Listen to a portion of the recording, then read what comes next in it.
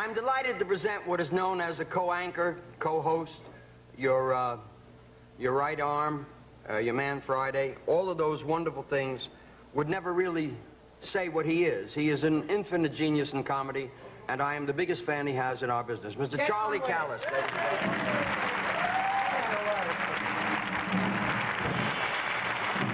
Yo, you're hot tonight. Hot. Oh, hot. Hot. Yeah. Why not? Isn't it fun to do this? It certainly keeps us off the streets. I don't know. Charlie, I don't know of anybody that does William Buckley. William Buckley. Yes? I don't know anyone that does that impression. How about that? Okay, you... What is the... Okay, I'll do William F. Buckley. Yeah. But you got to do an impression that I heard you do in the dressing room, okay? All right. Like it wasn't set up. Who do you want me to do? Truman Capote. Okay. William F. Buckley, talking to Truman Capote. Wow. You know, Truman, it always amused me that when we talked about Spinoza as opposed to Voltaire, and the meaning that as opposed to didacticism and the concomitant with going so far, the Christian religion as opposed to using his mouth with such. Do you agree with that? Furthermore, I thought that maybe you could think and come upon a thing that where we'd all together be at one, as it were, with nature. When I was writing in Cobra...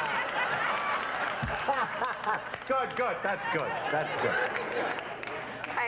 The guys in the prison didn't like anything that I was writing. So when I went back to New York, I told them all the same thing. Could you please repeat that? Well, when I was writing in Cobra... Good. Hey, when you do an hour show, you gotta fill it with stuff. Is the mic on? Try it. This one? Yeah. Oh, good, okay.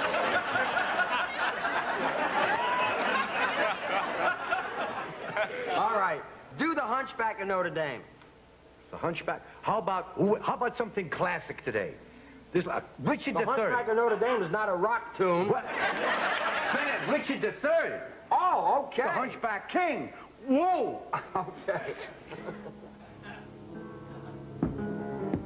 Now is the winter of our discontent. A glorious summer by the son of York, and all that lowered upon our house is now disdainful. I think I'll sing, straighten up and fly right.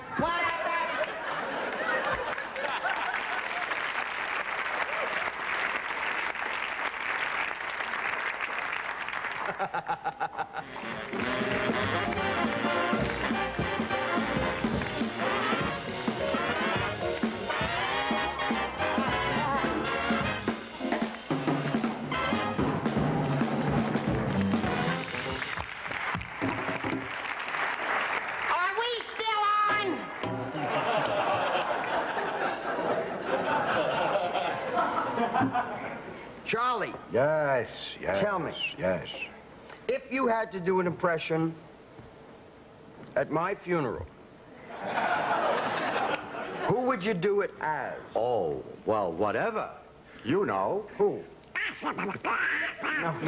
No. If I do this, Jessel. How? Ladies and gentlemen, we're here today to pay tribute to the late Jerry Lewis. If Jerry were alive today, he would save my life. You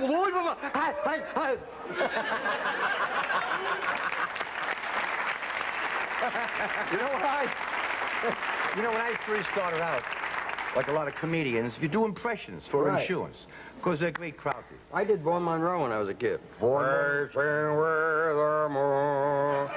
But who remembers that? That's four. The first impression I ever did was, Cary Grant, naturally. I used to call up the Astor Hotel in New York City as Cary Grant. I'd say, hello. This is Cary Grant.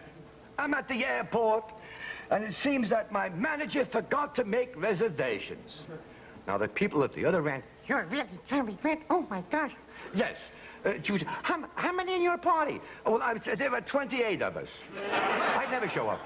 You did that? Yes, yes. That's nasty, dirty. But the first impression I ever did, really, was Ben Casey. Remember Dr. Zorba, Ben Casey? Ben Casey, Ben Casey, Ben Casey. Someday with the proper training, you'll learn to be one of the world's greatest, awful Nuberstadelt. One of the world's greatest, absolute, you'll own a drugstore. Lou Brown and the Orchestra, Charlie Callas. We thank you all for being a lovely audience. We'll see you next time. Good night.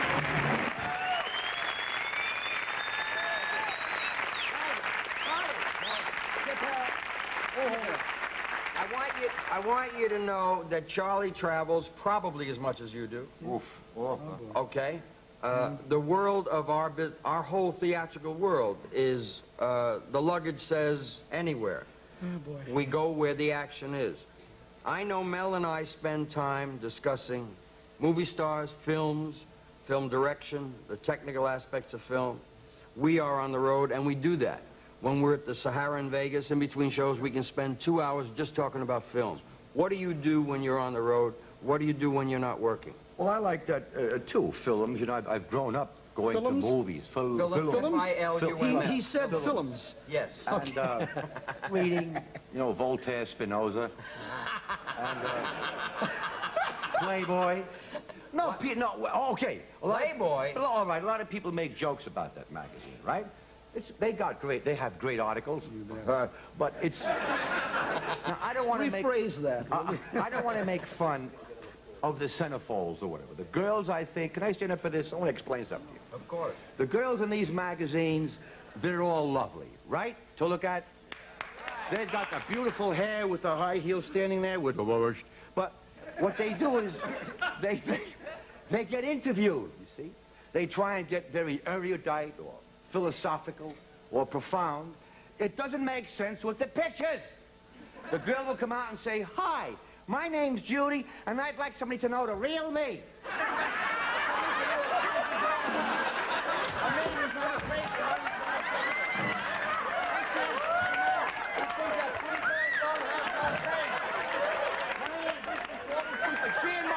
Smile on my face. True, I didn't make it up. Is it true? All right.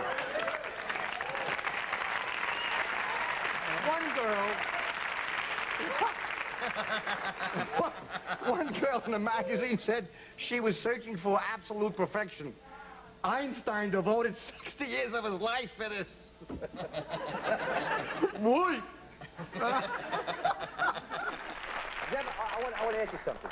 You've been to foreign countries, naturally. You notice the difference the way people pay compliments? Okay. In different countries? Yeah, as opposed to Americans. Or, I was in London about 4 months ago. You're kidding! And, You were in London? Yeah, really. I didn't know that, Charlie. I was doing... Boy, I'm doing some British television, no kidding. And I'm meeting in a restaurant. There's an English couple. They're looking at me, elder, about 50 years old, married. And the wife comes over to me and says, You're Mr. Callas, aren't you? so I said, yes. She says, well, you're very funny.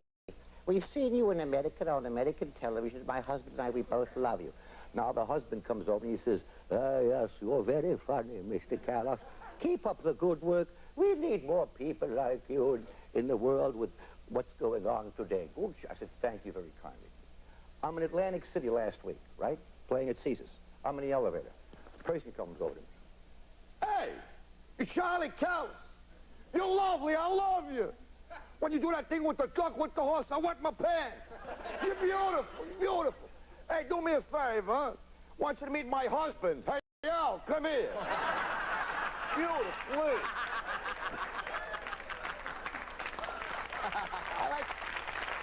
Now, you know, it's true. I like truisms. Now, you know, I like to observe people and sort of magnify it. Hold the mirror up to nature, as it were. Woof. You've gone to Disneyland, right? Many times. Yes. I love it there. Now, in going to Disneyland, I go to all the rides and everything, but I could never understand why parents bring children to Disneyland. Now, when I say children, I mean little babies, because they can't focus. They can't. They'll say like, "Honey, look, there's Goofy," and the kid goes, "Hey, there's Mickey Mouse." There's Jerry Lewis.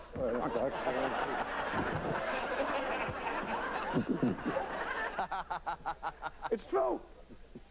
I love that. You're the one. Good. I love that. Well, You're the one? Okay.